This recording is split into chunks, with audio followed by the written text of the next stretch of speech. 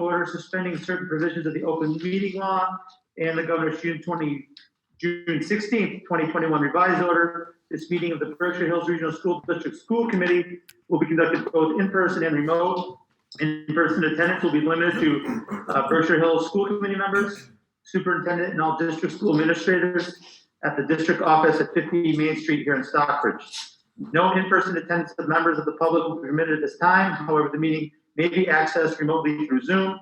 Agenda items listed are those reasonably anticipated by the chair, and not all items listed may in fact be discussed. Those items not listed may be brought up for discussion to the extent permitted by law. This meeting is being recorded by CTSB and the school committee reporter and will be broadcast. Once transcribed and approved, minutes will be made public and posted to our website, www.bhrsd.org.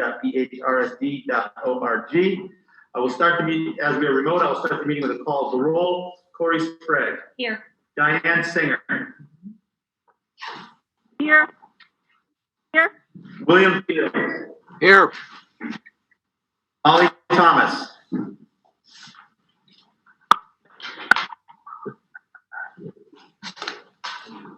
You're on mute, Molly.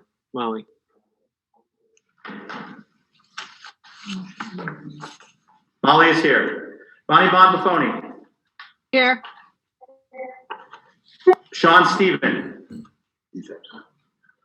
Mr. Stevens is absent. Jason St. Peter. Here. Ann Hutchinson. Here. Steve Bannon, chair, is absent, and I am here, Rich Mahoney, vice chair, serving as moderator of this meeting. So the agenda sets forth a number of items. Most importantly is our notice public hearing for the FY23 budget. I am going to take one item out of order due to expressed public interest, and that is under the superintendent's report, the line item entitled State Shift from Mask Mandate and Our Approach. So we will go through that quickly and then move very rapidly into the public hearing regarding the budget. So Peter, I will turn it over to you for that one limited line item. Okay, so I'll start talking about that. One other reminder, particularly for people in this room with masks on, we need to do our best to enunciate. And then the first time you speak, it would be great if you say your name so that people who are watching at home know that. All right. So a little update on COVID in general. So numbers are coming down statewide. They're still higher in Berkshire County than I'd like them to be. The weekly test results are up on our website. Those are also coming down. We're down to a couple or two or one cases being identified in pool testing each week. We don't have this week's pool's results in yet, but that data lags a week, and then we have other things. So we are making some progress. I'm going to share a couple things. I know this has been quite a contentious issue, and what I'm going to share is my proposed plan for us going forward, and then I'm happy to respond to some questions from the committee. A week ago, the Commissioner of Education announced he was easing mask mandates effective 2/28, so the Monday we get back from vacation. Earlier this week, the Mass Department of Public Health announced they were making masks optional for vaccinated people indoors. I am now recommending we keep masks for a week after break, and starting March 7th, they become optional. This gives us some time to see if there's a post-vacation spike, as there has been after every single vacation throughout the pandemic. So we can continue to look at data. Masks will still be required in some very specific circumstances. They'll be required on all buses. That's a federal requirement, and we're subject to that. They'll be required in nurses or health offices. And importantly, they'll be required for students and staff coming back from quarantine when they're in that 5-day window when they are potentially still contagious or able to transmit the virus. And then one last one, masks may be required in large gatherings dependent on current numbers. So if we stick 300 people in the gym, elbow to elbow to watch a basketball game, or at some point 500 people, we may have people in that context wear masks because they'll be very close to each other. I hope to update requirements based on existing data and try to not have a yo-yo approach. Several people want me to lock into data, like particular numbers and cutoffs. I do not want to do that. The one thing we've learned in this pandemic is if you lock into a particular set of metrics, you paint yourself in a corner. Some of you will be happy about this. Some of you will be mad, and that's what that is. One other thing that I think is really important that I want to share is some number of students and staff will still feel more comfortable wearing masks, and we will support them in doing that. And that's a choice people can make. Obviously, we have lots of masks in the schools, and many of us, for the foreseeable future, may choose to wear masks, and that's okay. And that doesn't mean whatever people want to attribute to it, right? There's one other group, so people who are immunocompromised or for some set of reasons have not been able to be vaccinated, they may also choose to wear masks, and we'll support them. When I last looked at the staff vaccination rate, it's nearly 100%. The student vaccination rate at the middle and high school is above 85%, and the student vaccination rate at the elementary school is, I think, around 65%. So we're in a position where I think we're in pretty good shape. Does anybody on the committee have any questions or things that they're wondering about? Questions or comments on the committee? You can go ahead and speak up if you do. I'm assuming we have a supply of N95 or K95 masks for any staff that want them. We have them for staff. Steve, how many gross do we have? Lots, right? Okay. Yeah. We'll go through the rest of the year. So we're in good shape on masks for staff, and then for students we have masks. There also may be some separate populations that are that will continue to wear masks, and staff around them will wear masks.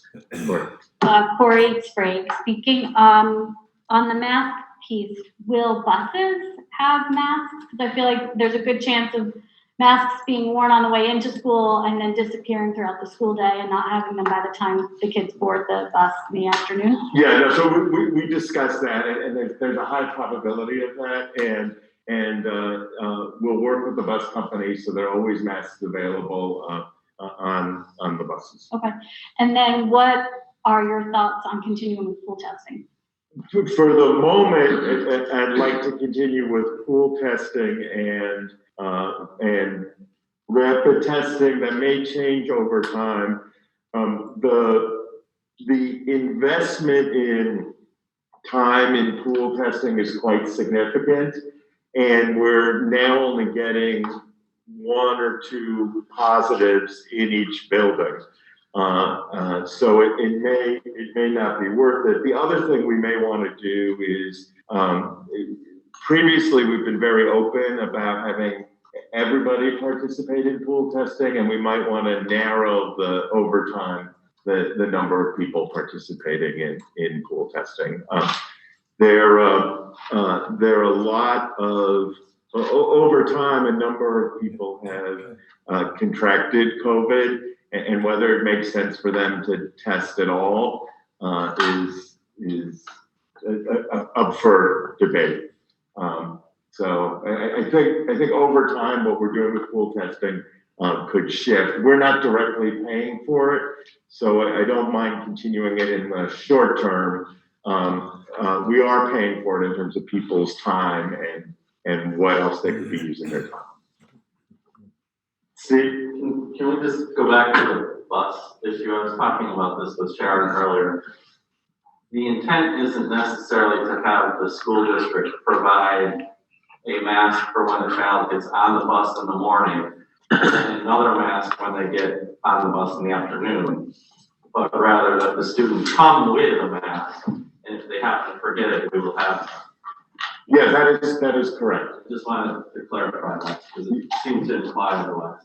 Yeah, no, thank you. Other questions from the committee about the mask thing? It's imperfect, right? It's sausage making, but I think we're making progress, and we'll continue to watch the numbers carefully. Anybody on Zoom from the committee? You guys are all set? So in summary, masks become optional on March 7th. So we'll move on from that line item and go to which has been marked item. Just one quick thing. I do have a policy on masks. Do I want to, or would you like me to read it or present it? And does it make sense to do a vote on that? Sure. Okay. So let me share it. Shoot. I think if you share it up on the screen, I don't think we need to read it, but then I would entertain a motion to approve. Okay, and then just a sec.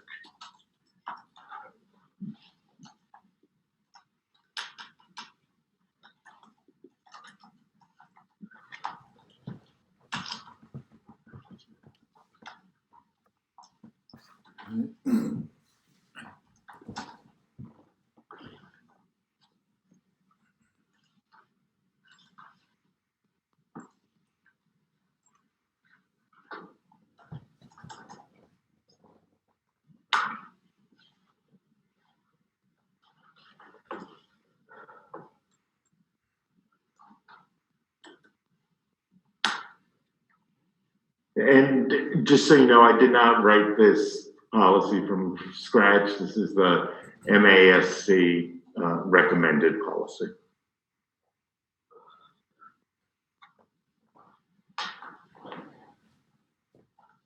Peter, just as a point of reference, are you asking us to vote on this tonight as a policy or 90-day temporary policy?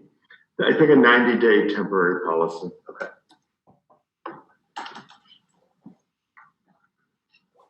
Sorry, I scrolled it. I make a motion that we accept the wording that Peter provided to us. Is there a second? Second the motion. I know we discussed a little bit. Is there now we have a formal motion proposed? Is there any further discussion? Do we have to say when it's going into effect? I think if it doesn't have a date that goes into effect, it goes into effect immediately. So But goes into effect in a week after the school days. that's correct. So we need to. So effective, March 7th. yeah, March 7th.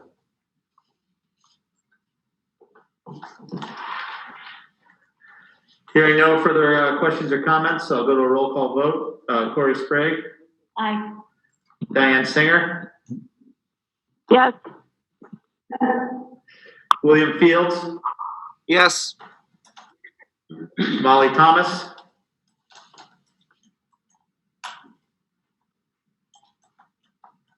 She said yes. yes, yes. Bonnie Bond Buffoni, Yes. Sean Stephen not present, Jason St. Peter, Yes. Ann Hutchinson, Yes. Steve Bannon not present, Rich Mahoney votes yes. The motion carries unanimously. Okay, thank you. And now we will move on to the main attraction, item 4, the public hearing. In accordance with Massachusetts General Law, Chapter 71, Section 39N, the Berkshire Hills Regional School District School Committee hereby opens the public hearing on its proposed FY23 budget. At this time, all interested parties shall be given an opportunity to be heard for or against, or to make any commentary they would like about any part of the budget or the budget as a whole. So with that, I would open it up to the public.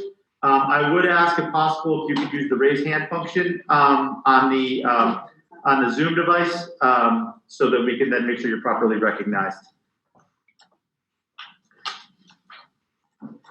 So just to reiterate that, so the raise hand is on the sort of bottom 2/3 to the right. There's a little hand, and you just click on the hand, and then we can recognize it.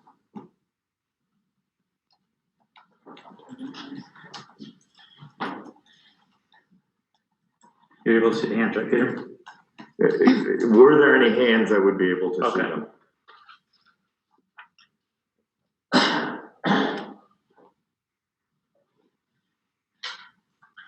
We'll give it a little bit while longer. This will not be our first public hearing where we had no comment. There hasn't been many, but it wouldn't be the first. Somebody went up, No, there we go. Okay, so that's Eddie. Ed Abrams. And you're recognizing Peter? Yeah. Okay, Ed. Thank you. Really, I didn't want you to feel alone here. And I want to know the function works, and thank you for the work you do. I cannot imagine having your job. I don't have a specific question, and I just want to thank you. Thank you very much, Ed.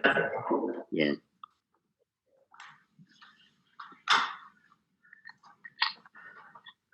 Going once. Going twice. Going 3 times. I see no further comment, public comment with regard to FY23 budget. So with that, I will close the public hearing and we'll move on to further discussion amongst the school committee.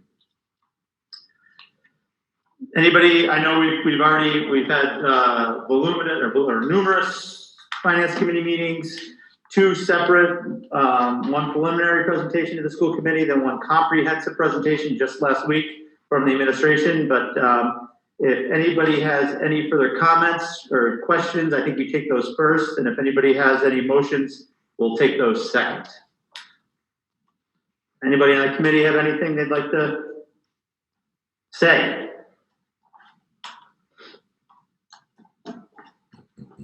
Yeah, this is Jason St. Peter. Well, first of all, I'd like to, say thanks to the Finance Committee once again. I think it's by far the hardest subcommittee, even though I pride myself on being building and ground. The job you do is great, and you make it really easy for us. So that I thank you. I think the budget, there's nothing in there that I would change. But I am, I'm getting some feedback from the people in Stockbridge about the big number going to Stockbridge, over 14%. So my question is actually to Sharon, how much E&D are we having left over after what you've already allocated to the 2 budgets? I can put that.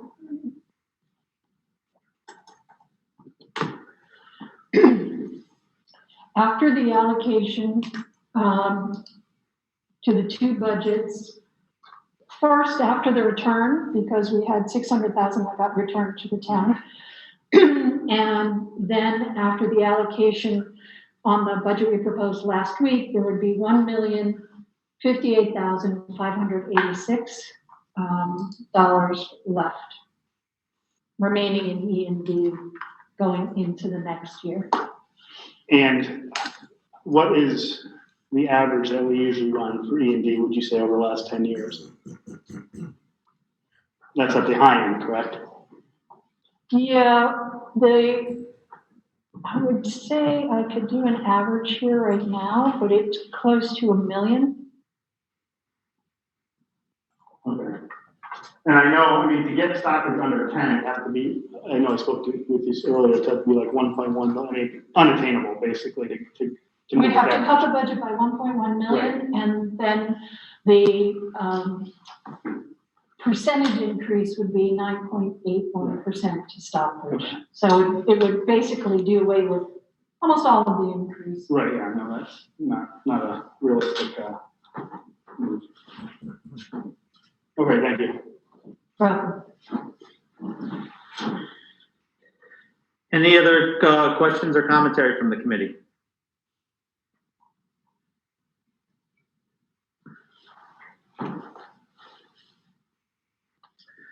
think with that, then we can move on to any motions. I think procedurally, the way to proceed is to,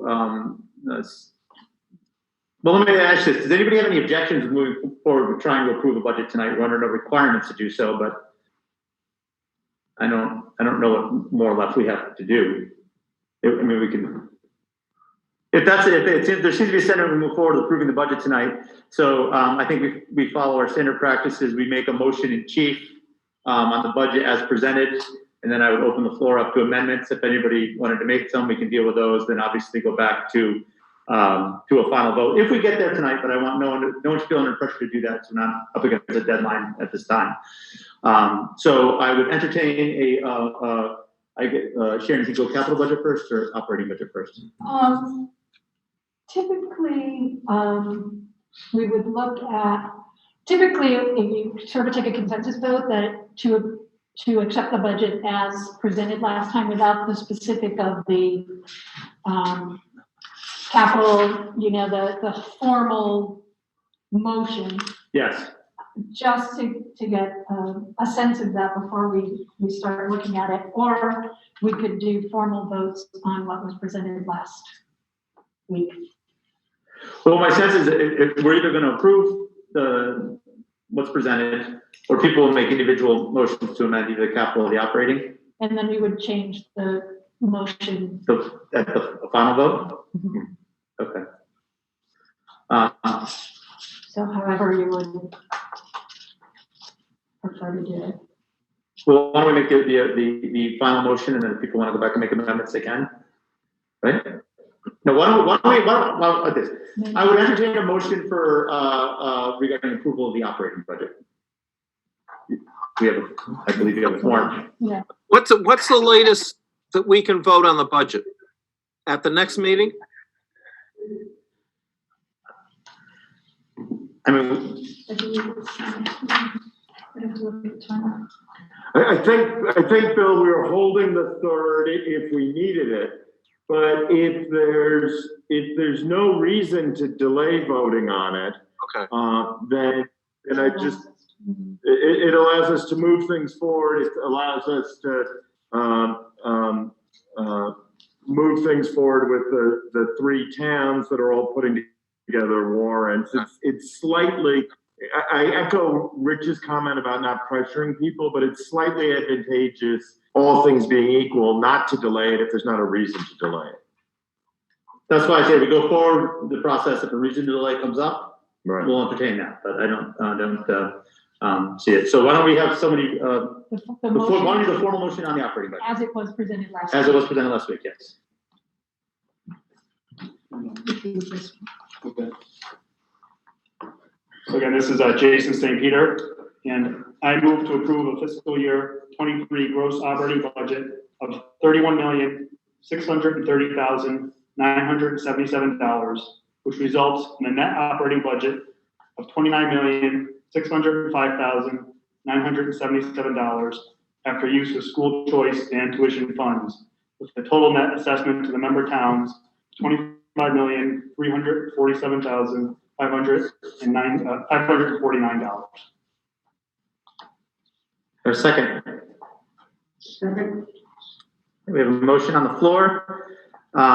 At this time, we would entertain either comments on it, or if anybody had a formal motion to amend the operating budget, this would be the opportune time to bring that forward.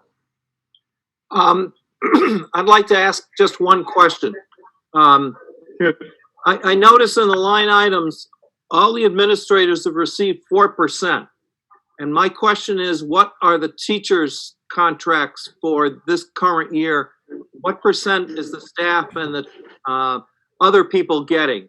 A constituent has telephoned me asking that question. So I'd like to know by how is this 4% arrived at?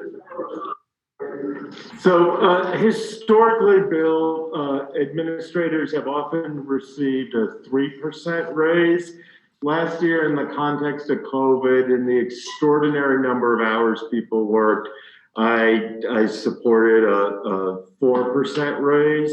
As you well know, the raises for teachers are connected to multiple factors. So there's people moving down the salary schedule in terms of years of experience and across the salary schedule. A thing that has come up in the past, and it's a really interesting argument.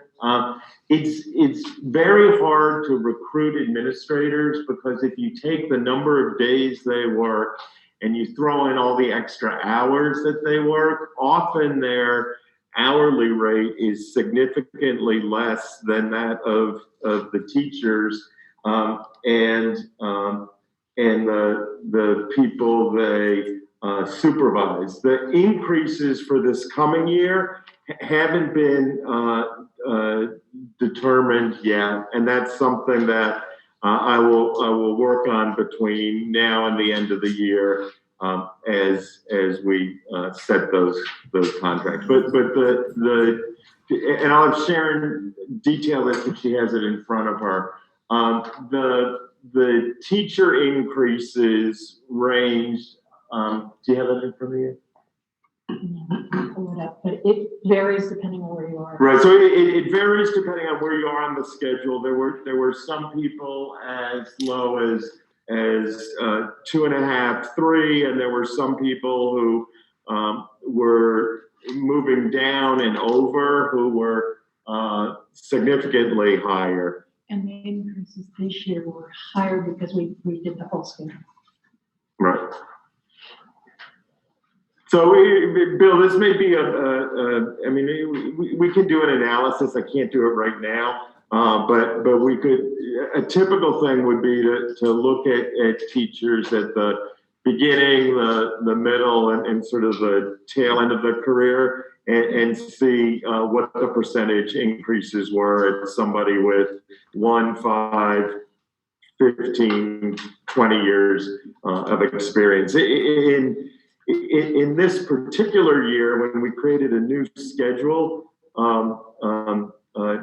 teachers were better compensated than they ever have been, and our goal and the goal of the negotiating team was for teachers' salaries to be in the top quarter of the county, and most ranges in the contract. If not number 1, we're 2 or 3, so we're well above the top quarter. So I get the thing, like, are people getting paid too much?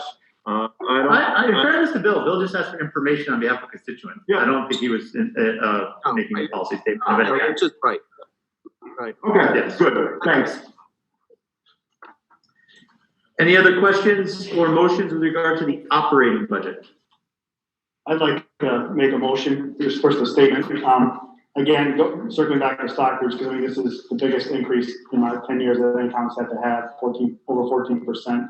I know Stockbridge is, fully supportive of public education. Without a shadow of doubt, feel they would back that and vote for that. However, I just think as a gesture of goodwill, considering that we had over $2 million worth of E&D last year, and this year we're budgeting $1 million, I'd like to make a motion that we add another $200,000 to the E&D to decrease this year's budget as a gesture of goodwill because it's such a high number. So that's a motion to increase the transfer E&D by a net amount of 200,000 $200,000 For the operating budget. for the operating budget, correct? to offset operating budget expenditures. Correct. Is there a second to that motion?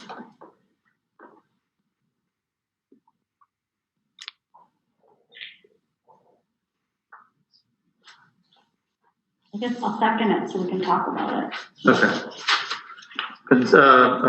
Motion made and seconded for discussion. Any comments, questions? I guess I would ask this math on the slide, but what would that kind of a movement do to the Stockbridge numbers? To all the numbers. Yeah, Not gonna be a lot. that's what I'm concerned about, yeah. It's a lot to Great Barrington. Great Barrington would be a 2.85% increase, Stockbridge 13.79, so it decreases about a percentage, and West Stockbridge 3.55. And real dollars, for how much did it say for Stockbridge? Or San Hutchinson? Out of the 200,000 Yeah. proportionally with that, sure.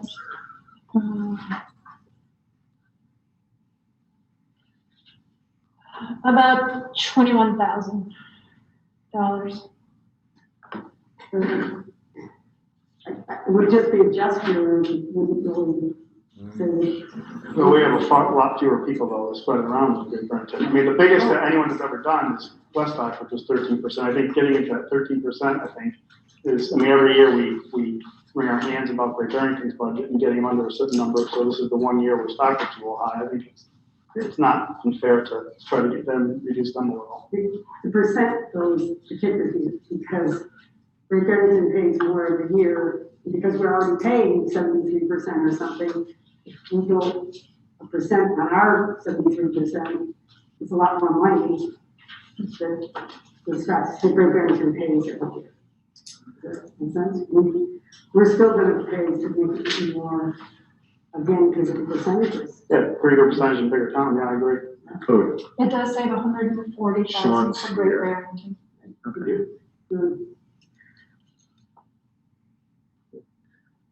Does anybody else have any comments before I appreciate Jay's sentiment. I've been in a seat many times as the Great Barrington representative. It's just, the formula is hard to beat, and I can never, while I can make a sentiment to then have an offsetting, potential, degradation of the quality of education that we have, even small, I don't think is worth the sentiment. I'm going to have some proposals about additional increases to E&D too.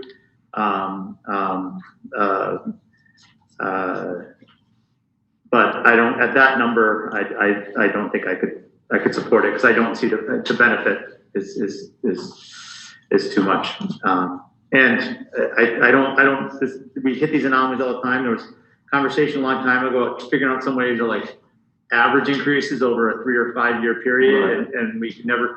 I don't know if there's a legal way to do that. I forget how we left off on it, but it was discussed. But I always wanted that, because Great Barrington was getting hit by spikes. But the only comfort I take is that when you look back at the average for Stockbridge, I think it's I think over time it's been fair. I don't think it's fair this year, but I agree with you about the problem. I just don't agree about the solution. That's fine. San Hutchinson, yeah, it's not the schools that are making the problem. It's the real estate value went up in Stockbridge, so that state things in more, and a few more people moved to your town. Maybe you've got more people paying taxes.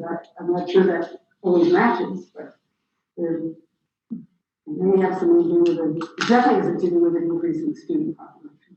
Yeah, so my argument is that I'm not saying we should cut the budget or not go over. I'm saying that instead of over $1 million of E&D, we live with over $800,000 of E&D. I don't think that's a hard ass that's going to affect us one way or another. There's a motion and a second. Do you? We're gonna vote on it. Just people were still talking, so I don't want to cut that off, obviously. From a district perspective, we would support it. We could make it work. An additional 200,000. Yeah. I just want to say it's almost $700 a person for taxpayers.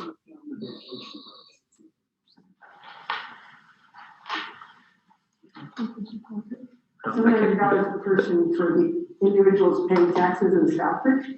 It's the increase. Yep. This will save each taxpayer. No, that's not true.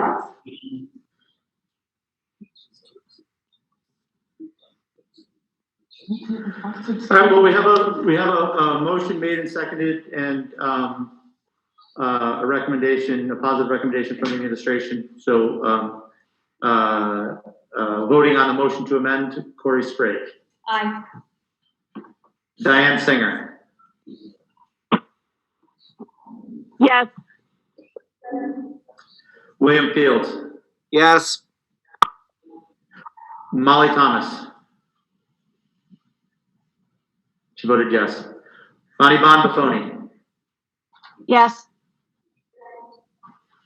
Sean Steven, Yes. Jason St. Peter, Yes.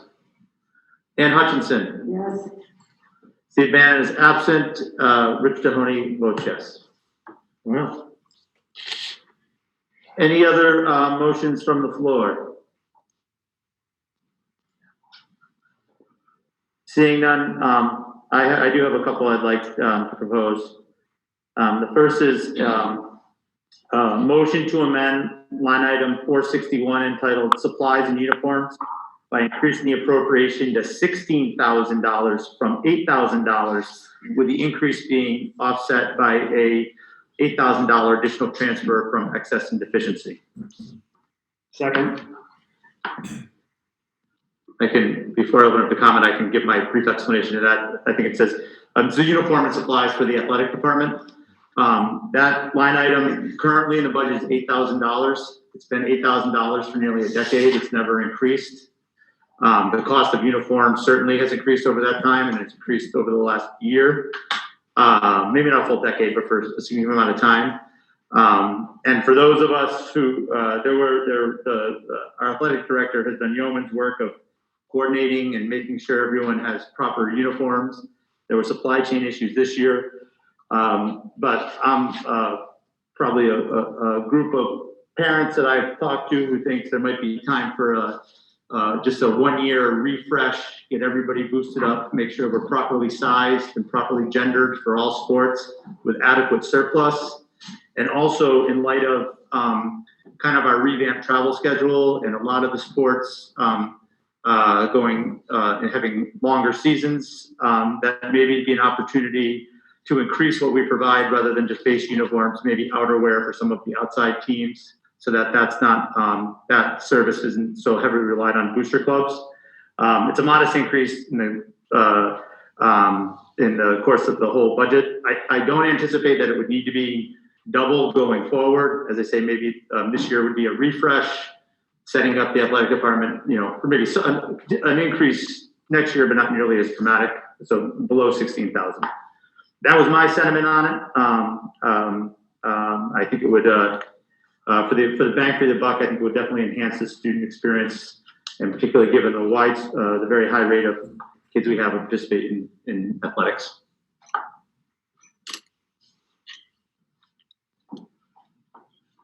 So that's a motion. Any further? So motion on the table. Entertain any comment you have, Bill. Okay. Has it been seconded? It has. Okay. My question is, what role do booster clubs play in uniforms? Booster clubs should play no role in uniforms. Uniforms is something that is supplied for by the school committee or by the school budget that we vote on, and should always be. Okay. And the school's always done a good job of meeting its minimal obligations on that. I don't want to suggest there's been anything not satisfactory, but I think this is an opportunity to provide some enhancement to what we provide. I mean, quite frankly, booster clubs in spots do provide that enhancement, and I think it has led to some inequity in places, which I'd like to see go. And I just think it will provide a better experience for the kids. So, but where the school has always fully fulfilled its obligations on uniforms and the enhancements that come from booster clubs. This may provide an opportunity for the school to also participate in the enhancements. Rich, we talked about with some of the other. I think Molly's speaking, but I can't hear her. Can you recognize her, Peter? Or? No, she's not muted, but. She's not muted, but. I'm guessing the microphone on her computer's not on. I think that's what's going on. Should Or we maybe put it her in the volume's chat? not yet, or. No, there's no chat because you're not allowed to have a chat. Should we now mute? But she doesn't have that, little red microphone. Peter, you can try to get on the phone maybe from what you can put on that, and I'll recognize Corey in the intro. Sure, I was just gonna say the idea, the concept of averaging things and kind of trying to come over it like with a smoother number over years, would it make sense to entertain something like that, so not doubling to 16, but doing something just a little bit of a bump so that we don't have to keep kind of going up and down every year, but just agreeing on a more consistent number going forward? Yeah, I mean, I think that's, the concept of having a boost refresh didn't necessarily come from me. It came from folks who have their hands on the actual process. If we're talking about wide amounts of money, I think, like Steve is so intricate with his long-term planning because we're talking about big dollars. I don't know. Yeah, hang on a second. I think either way it's fine. I thought this was simpler and easier since they're talking about little dollars. I got Molly on the phone.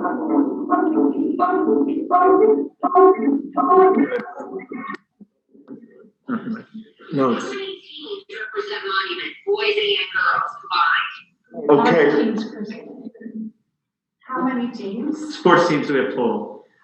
with JV. Oh, gee, yeah. 3, 4, 5, 7, 8, 9, 10, 11. 11?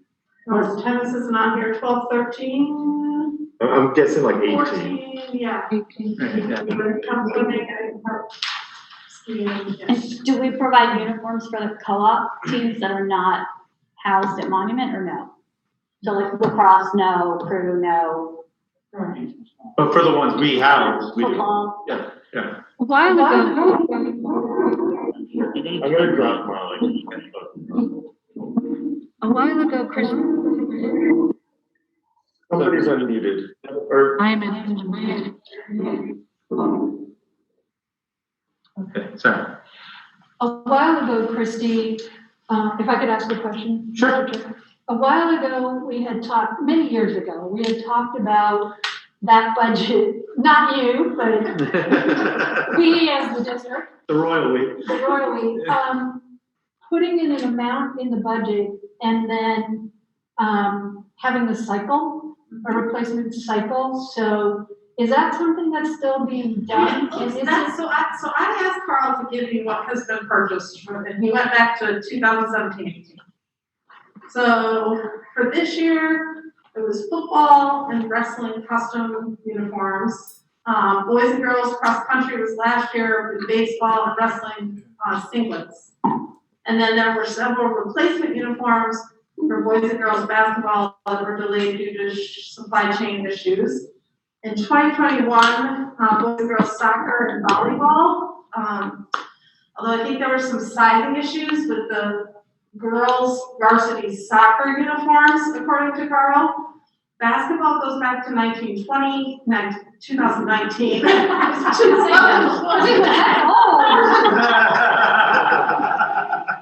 Softball was in 2018-19, and baseball was 17-18, but they were again in 21-22. So there is kind of this refresh cycle that is happening.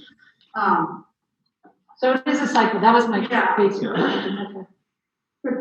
So, and I just, from personal experience, I know that there's still some, I guess, sizing issues. My kid, who's probably 130 pounds soaking wet, got an extra large uniform to run soccer.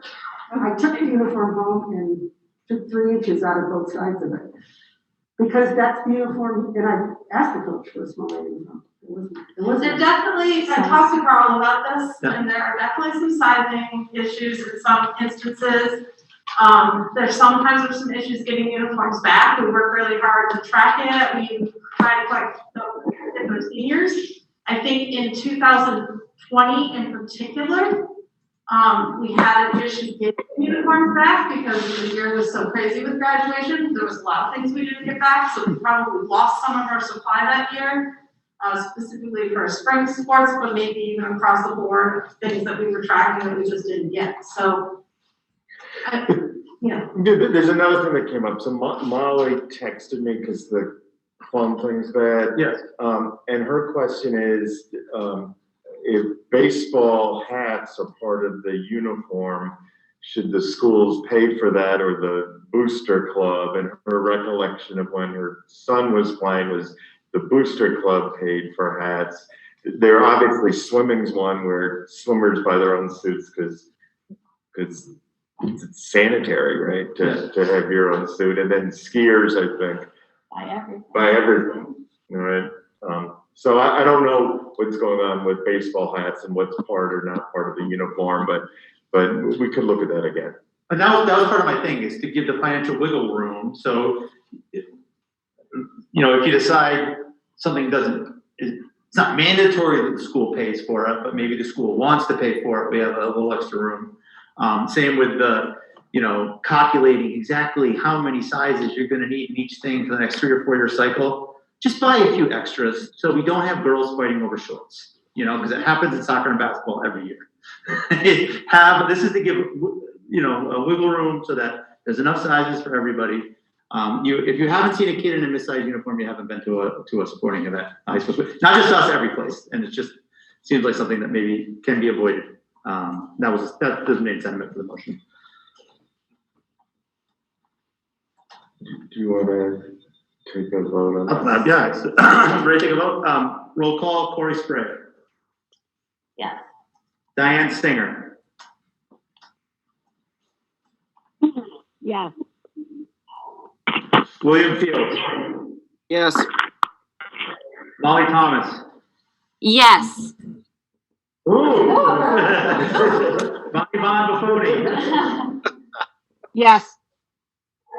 Sean Steven. Yes. Jason St. Peter. Yes. Ann Hutchinson. Yes.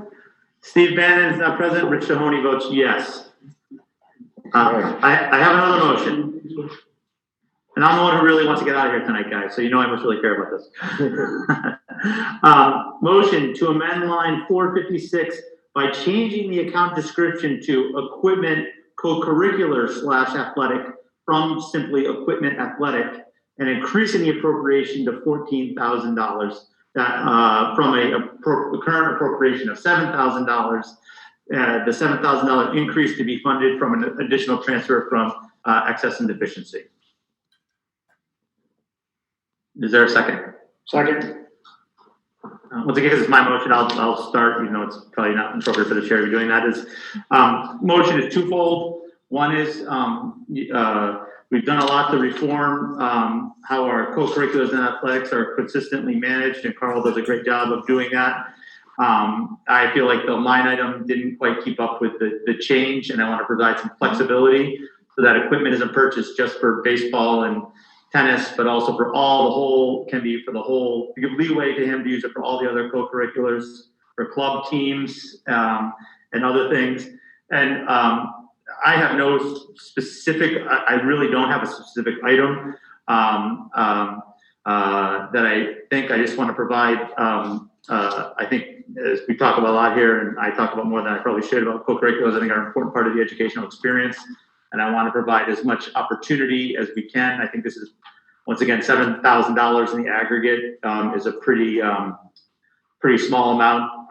It's coming from E&D, which we've already had a good conversation with E&D tonight. So it's just providing opportunity for Carl and his team and all of the teachers and volunteers who are so involved in our co-curriculars to maybe worry a little less about the budget if they want to do something out of the box, interesting, or that would really benefit the kids.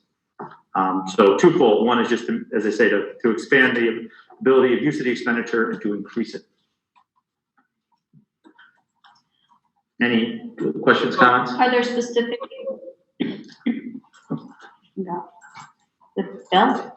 Oh, let me just get Bill, he's on the Zoom. Yeah. Bill, do you have something? I was just going to ask, is a co-curricular, you want to change it from athletics to co-curricular activities? Both. I changed it to co-curricular / athletics because that's actually what Carl's title is. So then this would be getting into drama? Sure, yes. I have a problem with how far that could go. I'm not sure. Do we want to get into that again? Do we want to start funding drama and how far that goes? And then we get into music, and then we get into, I'm kind of wondering, I understand where your intention, but I'm not sure this line item specifically is for athletics. Could we not have another line item, or there must be somewhere else, I'm sure there is, where co-curricular activities are funded. And I'm leery of where this would go in regards to the long run. Sharon maybe can speak to the line item question. I'm a little concerned changing that to co-curricular because there is a specific Mass General Law on student activities and how that's funded and managed. And I'm afraid changing that and starting to spend money on that outside of the stipends that are already in the contract, in the Unit A contract could start. No, that's right, this is not involving stipends or payments to Right. people, this is just the purchase equipment. I'm concerned that starts, I would say that if the account is increased, if we had more time to research on the ability of funding student activities with operating, I think that could be very tricky by law. So if we increase the line and had time to look at the legal ramifications of funding co-curriculars, not change the title yet, but maybe be able to spend some time looking at the legal implications since there is a Mass General Law governing student activities. Where are we funding student activities from now? Student activities, there's the stipends, but the activities are funded by and for students. That's student activities, and it's very specific. It is called a fiduciary fund. It is not under our control. It is under the control of the students in that activity. And there's a mass law that is very strict about that. So when somebody signs up to do the musical and they pay their $100 activity fee, where is that $100 activity fee going? That goes into the musical activity account. And so every single student activity or co-curricular has their own. They have their own account, right? So you have the musical, you have key clubs, always comes up as my favorite. Pathways, student government, They all have different accounts, all of the classes, graduated class of 2022, 2020, they all have their own accounts. Where any fundraising goes into those accounts for spending on the student activities. Student government has lines, so a lot of times student government will pay for student activities. And then there are some activities like Shakespeare and Company, I'll use as an example because Sharon and I specifically talked about this because the cost of Shakespeare and Company actually increased. And so there was a time when the activity actually raised enough money to cover it. Then we had the activity fee that helped cover it. This year, with both of those things combined, it was still not enough to cover it. So Sharon and I had a conversation about increasing the money available out of the operating budget to offset that increase from Shakespeare and Company, because obviously we still want to have it, but the amount the booster club can raise is they can't raise enough to keep going. So. But if that's going to happen more and more, and again, and for more activities, then do we need to find a more permanent solution?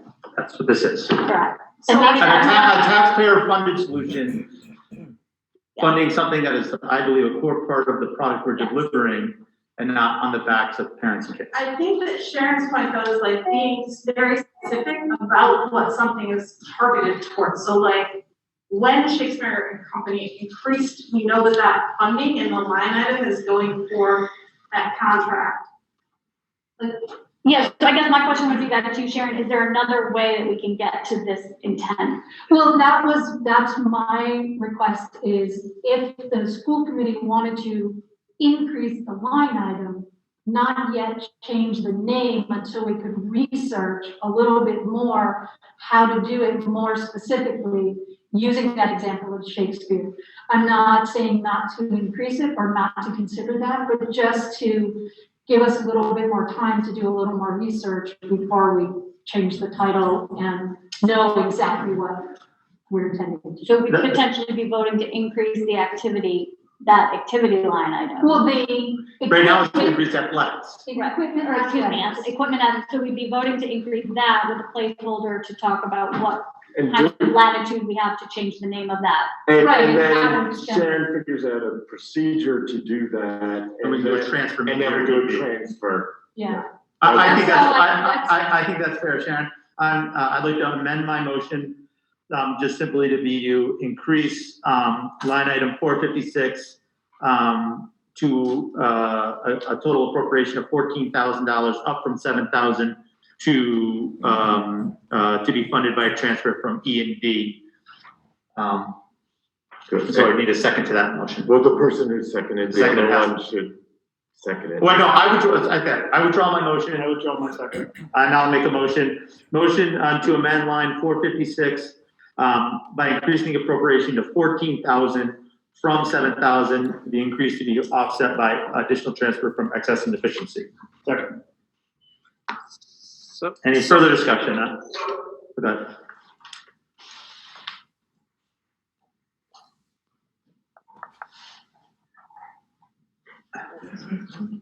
Talking? I thought Bill might have had a question, but maybe he doesn't. yeah, no, so what I'm asking is, we're gonna, if it, under the way it's stated now, it says equipment athletics. That's, now we're gonna go back to that, and we're gonna add another 7,000 to that, and therefore that adds 7,000 to the athletic budget, okay? But then if Sharon finds out that we can do what you wanted to do, Rich, how do we handle that? Do we take that I money think- out of the athletic? I think what Sharon wants to figure it out, and that's fair, and I agree with that. She may find a procedure where we can make a change like I described to the name of the line item mid-year, or maybe she would find a different line item where this money should have been, and then we would just transfer $7,000 over to that, which we can do at any point during the fiscal year. Okay, all right. I'm just concerned that that would increase that budget item by 7,000. Yeah, I mean, right now, it is, that's fair, that's what it's doing, but I think there's clear consensus on the committee as to where we want to see that money go. And, Okay. and we'll come back pretty soon, as soon as Sharon gets through this budget season and has time to get us an answer. I'm confident that she will have that for us. Okay, I understand that. All right, with that, roll call on the motion. Corey Sprague, Yes. Diane Singer, Yes. William Fields, Yes, Molly Thomas, Yes. Bonnie Bon Buffoni, Yes. Sean Steven, Yes. Jason St. Peter, Aye. Ann Hutchinson. Yes, Steve Mann is not present. Richard Mahoney votes yes.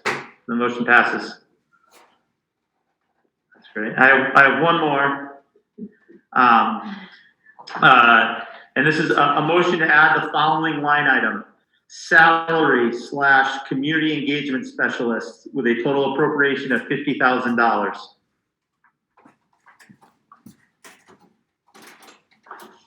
I'll second the motion. Okay, with a second, once again, it's my motion, so I'll start again. So this is the position that I've talked about in many forms, in many different times. I think if this is to get a placeholder in the budget, for it, and then I think we can move into really refining a job description of it. As you know, we talked about it kind of at length in the course of some grants back in the fall. But the sentiment behind it is I believe our administration needs an increase in bandwidth in their ability to continue to relay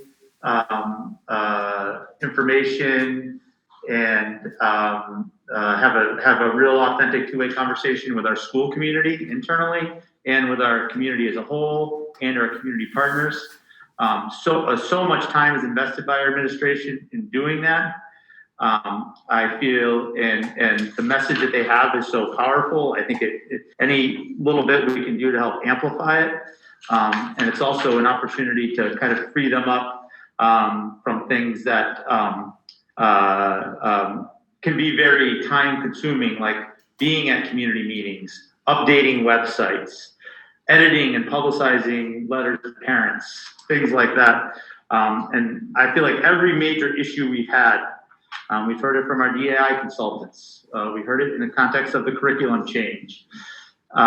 we've heard it all through the COVID thing, that at the end of the day, our school committee, our school committee, our school community as a whole, and our community all really has very little disagreements, and when we do, they stem from communication problems, not real mission things. So I think this would be a dramatic enhancement to the parent experience, to the student experience, to the teacher experience, if we had someone who's focused on making sure that all the avenues of communications are totally maximized. And I know the administration has a lot of exciting ideas about, we've already employed some outside consultants and other consultants to do this, but this is an important day-to-day function that I think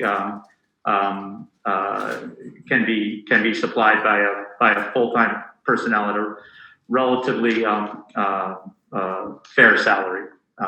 So once again, I'm asking you to increase to add that line item, $50,000, and have the offset be funded by another transfer from E&D. Question? Yes. So you just said it's a full-time position? Well, I'm giving that an appropriation. We don't have a job description before us. I guess my question is, should we also then have an increase to the health insurance line because if it's anything above 20 hours would be eligible for insurance? Should we also increase the budget by the? I think we can. There's so much flux in that in a year-to-year basis that if, when this person would come on board, what the exact salary would be, whether it would be full-time or not, I think it's still on the table. Okay. So if you want to do that now, or we could do that later, but that's a number that our full-time employees fluctuate, always from every year. So, I mean, I think, one employee here or there, I don't know if we need to change that line item at this time. So that's my thoughts on it. In an ideal world, I would have come forward with a firmer job description before I did this. But I do like the idea of just getting the placeholder in the budget now, so then we can get through the budget season and work towards what we think, and let the administration think about it further, about what the job should look like. I can tell you, effectively managing a website and social media platforms for an organization this size is a full-time job at most places. And that's just one piece of what I see this person doing.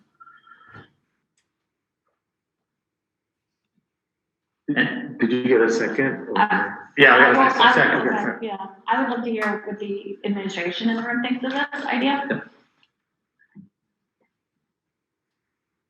Yeah, I can go first. So I think we all have acknowledged that communication is an area of improvement. I think I'll just take Parent Square, for example. We have Parent Square, we're working on trying to roll it out. We're going into March and it's not rolled out yet. And I think it will be a great tool once we get it rolled out, but there's like training of staff, outreach to parents, making sure parents are all signed up. And all of those things do take time. I think we've had conversations as an admin team about like aligning our newsletters so that information is easier for parents to find, and aligning our websites. And clearly it hasn't happened, so this could be a position that could really help us on that. That's my personal opinion. Do you think it's something that one person realistically could do coming in at a $50,000 salary? I mean, I think it would be very similar to like when we started with our district wellness person. I think there would have to be a lot of conversations with the current admin team, and then a targeted action plan of like what's going to be the first thing that they're going to attack, what's going to be the second thing they're going to attack.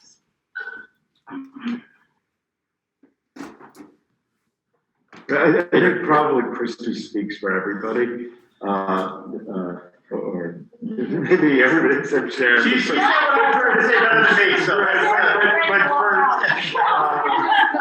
I will reiterate what Rich said. This is a position in any large organization that exists, and there's a lot of work that we've been meeting with the community. They pointed out these communication issues, and this is something that a person who specializes in this work can help us figure out better than any of us can. I mean, the only thing I'll say is that obviously a lot of my time is spent on this, and we're very blessed. We get very good press coverage as a district, right? And freeing up some of my time to work on other things more aligned with expertise would be valuable, and getting some help in organizing and presenting our both our message going out, but also capturing information coming in would be valuable. And we are a large organization with a $30+ million budget, and other organizations with budgets like that invest in this. We have individuals working on this on top of their other responsibilities, and I very much appreciate them and all the people in those roles, but getting more aligned would be valuable. Any comments or questions from the committee? I think it's obvious when you can really hire somebody with this kind of expertise. This is the kind of person that could make things way worse, right? Like if you major mistakes, you could end up with big problems. But can you really hire somebody with the actual gravitas to do this job? I took the number out of the air just a little bit. I'm not looking for someone to be a high-paid spokesman. It's more of to assist all of these people when they're engaging with the community. So I don't view this as losing, and the principal's voice or Peter's voice or anything. But if you're a parent here, you get a lot of communications from these people, which they spend a lot of time drafting and editing and then getting out. And at the end of my day, I always have like 6 half-drafted emails at my job. I can tell these guys do too. So it's more of a supportive role than a lead role, which I think maybe would negate, in my view, would negate your concerns. No one's going to be, and I like the way Christy described it compared to health directors. She has a project, here's your project, help me with this project. And John has a project, you help me with this project, and then maybe the portfolio expands. But I don't view this as supplanting anyone's voice. I think this could be something where 2 years from now, we sit back and say, wow, that was a great investment. Look at everything has changed, and no one even knows this person's name. You know what I mean? Because it could be more of a background role. But a lot of information flows in and out of this district. Just the flow of information is difficult. We don't. I can go to public records responses, or it could be very burdensome. It's something we don't see, we don't know Peter and Sharon and other people are involved in. So, yes, somebody could screw it up bad. But I don't view them as the check will always be there because it's a supportive role, not a lead role.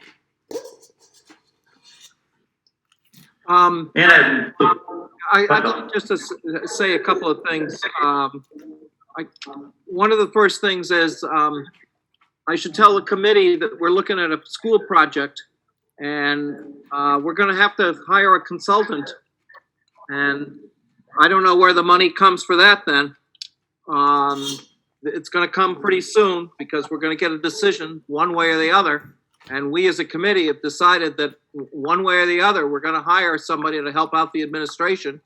And maybe we need to hire 2 people. I think that takes a little more, my sense of priorities would be my priority rather than this position. But to address this position, I'd like to see a detailed job description. I'd also like to see how many other regional school districts have PR, because that's what this is. This is a PR position. No matter how you cut it, Rich makes a very cogent analysis, but cutting through all that, this is PR. And I think it could be handled by, if we're interested in that, I think we should maybe in another session talk about that. Do we really want to establish another administrative layer? Adding to what I brought up before, I definitely would want to know why student interns. This is a perfect position for student interns to learn. I think that would be very important. It would certainly give students who are looking at communications a way to sharpen some skills that they may have already. I know of one particular student who is now up in Pittsfield, who helps us out in the craft fair when the craft fair was going. He would be perfect for this, and he learned his skills as a student. So I'm inclined at this point. I want to see much more detail. I'm going to take a page out of Rich's book here. This came to us just tonight, and it didn't come earlier in other. I know I missed one finance committee meeting, and it didn't come up then. So I'm going to vote no on this. I'm open to hearing it, but I'm not for it now. I think we have bigger fish to fry. Any other questions, Corey? I do not see this as a PR position. I do not see this as a student-filled position. I do think it's a very important position to be filled.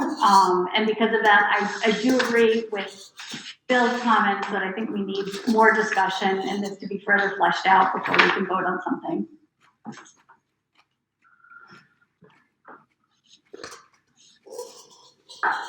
Any further comments?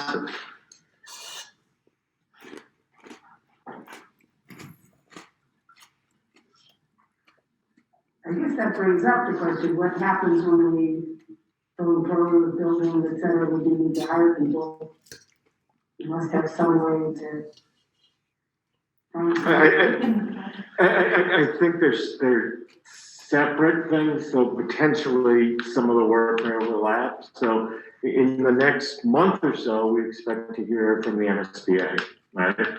And if we hear positively from the MSBA, then that's great, and we move forward through their process. And if we hear negatively from the MSBA, then we move forward, presumably with our own internal process. In either one of those things, you end up with somebody who's the equivalent of a owner's project manager who helps organize the project.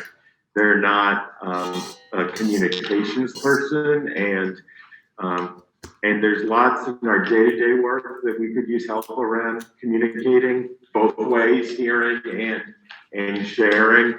And if we are to do, or when we do some sort of project, there's also lots there to communicate and listen. And perhaps the person or role that Rich is describing can play a role in that, but the primary need there, I think, is the owner's project manager to move that work forward. Which would be most likely funded out of a big borrowing to fund the project. That's going to come out of our operating budget now or later. So just one thing I will say, Rich has been talking about this for literally years and talked about it at all our finance subcommittee meetings. So it's not out of the blue. So I think that's important to know. So what I think my concern here is honestly that I just don't see this as being a $50,000 support position. I think it's bigger than that. And I guess that's where I would just want a little bit more concrete information on what we see them doing. And maybe I've created a chicken and egg problem myself, but we got to develop a job description that needs to be approved by the school committee, and I view that as the next project going forward. And you know, if we get to a point where the job description doesn't fit the salary we have here, and maybe we can't hire the person, we don't find the person, then this money just drops to E&D, and next year we're talking about what to do with the extra 50 grand we have every year. You know, maybe we hire it as a part-time position, maybe we do whatever it is, but I don't subscribe to our budget is a statement of our policies and of our priorities going forward. And I don't subscribe to the idea that we need to have every dime accounted for. I think we need to make a statement in this budget that we want staff time devoted to this global effort. And if it's not a right fit the first time around because it's not enough, we can entertain a bigger increase next year. We could even entertain maybe a transfer mid-year if we're really in a jam. It was so great. And I know that sounds a little hypocritical because I'm the one who complains the most out of mid-year transfers all the time, but we do them every year when we need to fund a need. And if we don't fully expend this money, it just goes to E&D. It doesn't go up in smoke. So I hear Bill and Corey's concern that it'd be better if we had a job description in front of us, but I think to get real about a job description, we need the money first and make the policy statement now. And I think by the time the snow melts, we will have a job description that everyone. Well, no, by the time the crocuses come up, I'm confident that we can have a job description that will be really dynamic and interesting and supportive of everyone. So, let's like not ignore the elephant in the room. Everyone's eager to spend D&D. We're in a position to do it right now. So that's why I am kind of lunging forward with something that I thought is a priority for a long time. And I will say, I mean, Bill and I have had debates about this in the past before when I brought it up. Setting aside the student intern thing, every major college in the country has marketing majors and has communication majors. They're two different crafts. They're skills. They're both very challenging. I'm not looking to hire a marketing person. I'm looking to hire a communications person in a supportive role to help our otherwise great communicators, which we're blessed to have in our administration. Any other questions or comments? On the motion, roll call vote, Corey Sprague. Aye. Diane Singer. Yes. William Field. No. Molly Thomas. Yes. Bonnie Bufoni. Yes. Sean Steven. No. Jason St. Peter. Aye. Ann Hutchinson. Yes. Steve Bannon's absent. Rich Mahoney votes yes. So that carries 7-2. Correct. Which is the 2/3 majority required. Yeah. Any further motions or comments on the budget as amended? I guess I just have one question about the bump in transportation for athletics because of the distance. Is there anything that we can be pursuing at the MIAA level or the state level or anything to kind of make us whole on that piece? So my understanding, and Sharon maybe can clarify this some, is we get reimbursed for our regular runs for regional transportation at whatever percentage it is, but we're not getting reimbursed for athletic transportation. And I think it's a good argument to make to the MIA. We travel more than anybody. And we travel more in our Berkshire's Pioneer Valley League. And then we also travel more if we're successful and move through playoffs and other things.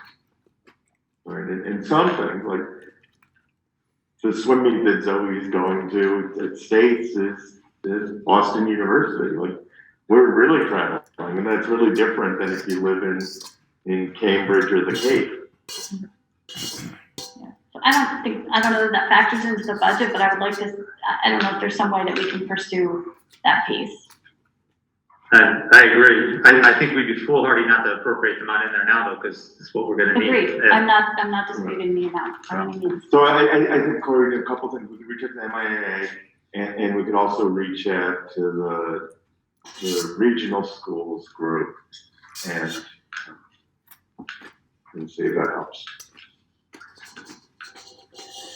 Thank you. Any other comments, questions, or motions with regard to the operating budget motion as amended? Well, Sharon will share I have to share. revised motions to vote on.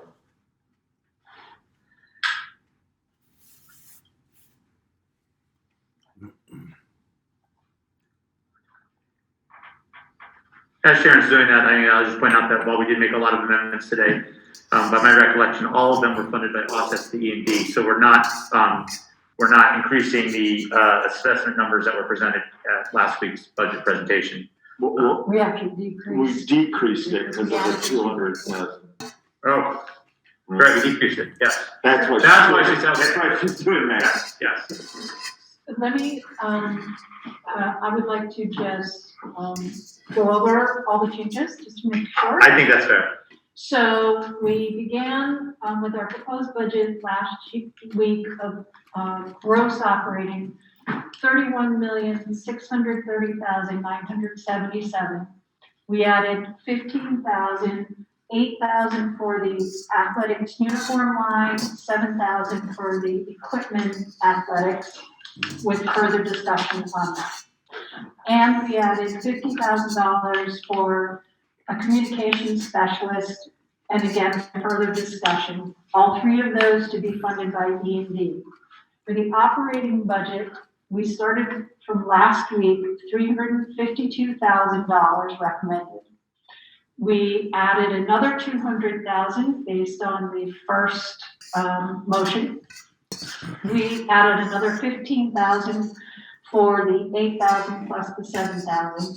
We added another 50,000 to offset the cost of the communication specialist. Correct?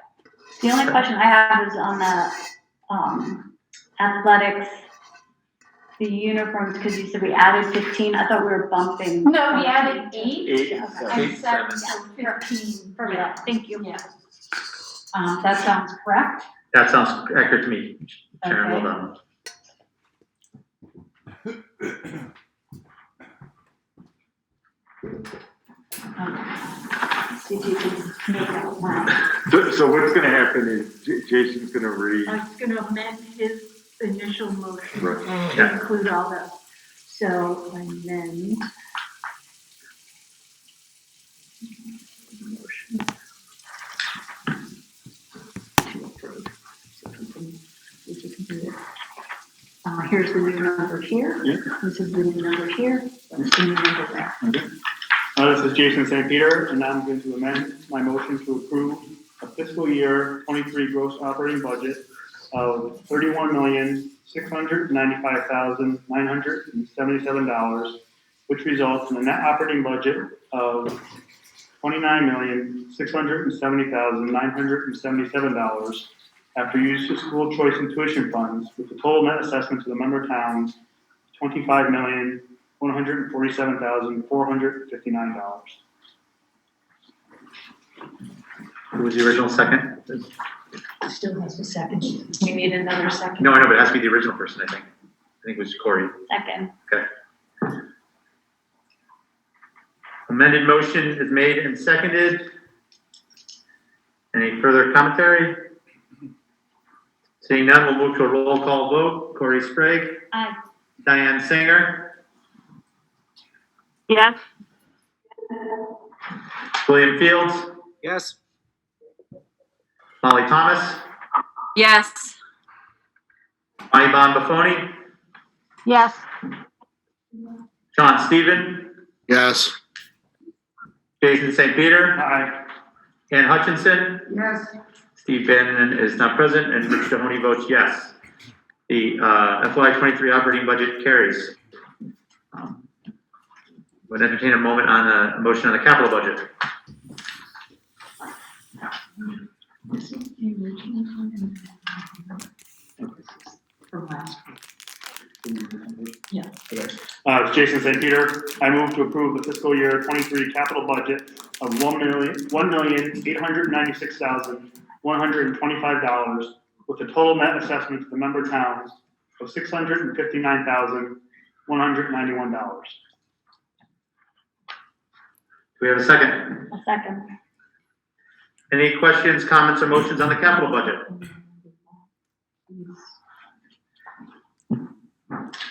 What was that for? For the high school?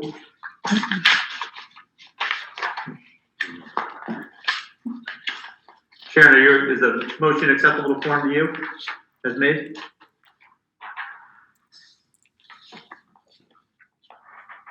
Oh, yeah, Yeah.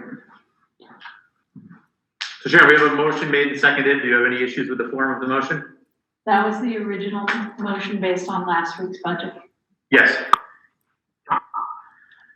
And once again, I don't see any questions or commentary with regard to the capital budget, so we'll move to a roll call vote. I'd like to amend Oh, okay. budget.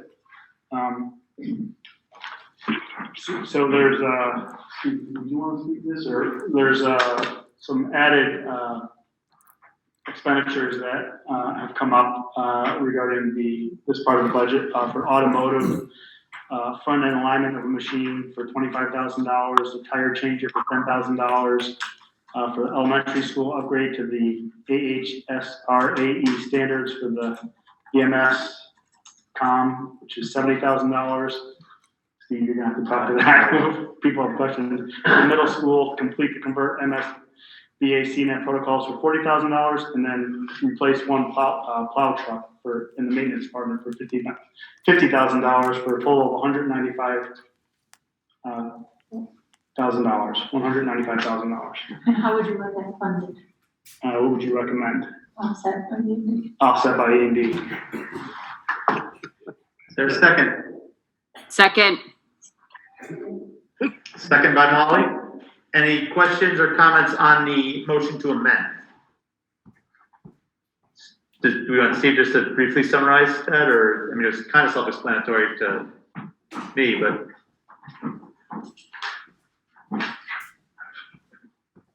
The one that probably has people questioning is the upgrade to ASHRAE standards for the BMS's building management systems. The protocols, the communication protocols for the heating and cooling in elementary school and middle school are becoming obsolete. So we need to upgrade those to what's called a BACnet system, and that's what this is doing. It doesn't have to happen immediately, but it's going to have to happen over the next several years. So in that, we may have an opportunity here. This is what I thought we would do with that. Thanks, Steve. Thank you, Steve. Any other comments or questions for Steve or Jay or anyone?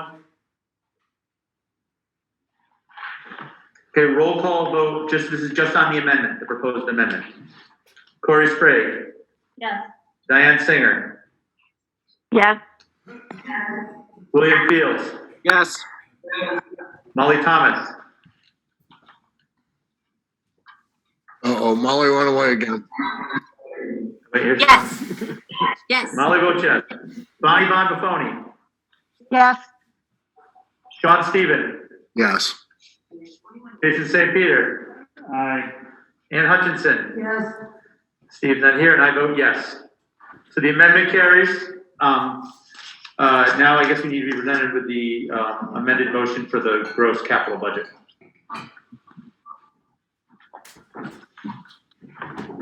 This one's easy. Jason St. Peter, I amend my motion to approve the fiscal year 23 capital budget to $2,091,125 with total net assessment to the member towns of $659,191. Corey, will you amend your second? Yes. I don't see any further comments or questions about the now amended capital budget. So I'll move to a roll call vote. Corey Sprague, Aye. Diane Singer, Yes. William Fields, Yes. Molly Thomas, Yes. Bonnie Von Buffoni, Yes. John Stevens, Yes. Jason St. Peter, Aye.